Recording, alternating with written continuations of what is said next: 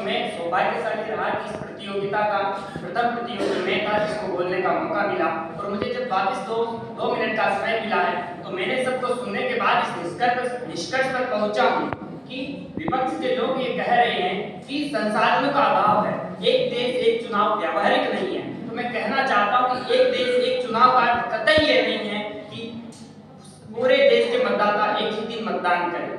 इस देश के चुनाव को विभिन्न चरणों में बांट करके चुनाव प्रक्रिया को संपन्न किया जा सकता है। जैसे हमारा राजस्थान है, अगर राजस्थान के चुनाव 2 चरणों में किए जाए तो जब एक राजस्थान के चुनाव 2 चरणों में हो रहे हैं तो जिस चरण में अगर आधे राजस्थान के चुनाव हो रहे हैं तो लोकसभा, विधानसभा एवं पंचायती राज या नगरीय निकाय के चुनाव एक साथ संपन्न करवाए जा सकते हैं। उसके बाद हम बात करते हैं कि संघात्मक व्यवस्था पे नुकसान होगा और एक साथ चुनाव होंगे तो जो जब मतदाता जाएगा तो राष्ट्रीय दल की जो विचारधारा है उस विचारधारा से प्रभावित होगा।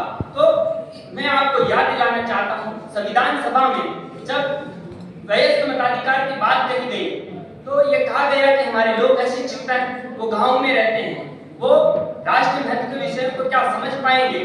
तब राजेंद्र प्रसाद ने कहा था कि मैं वयस्क मताधिकार को स्वीकार करने से भयभीत नहीं हूं, क्योंकि मैं गांव के लोगों को जानता हूं और मैं गांव के लोगों को जानता हूं जो इस निर्वाचक मंडल का निर्माण करते हैं।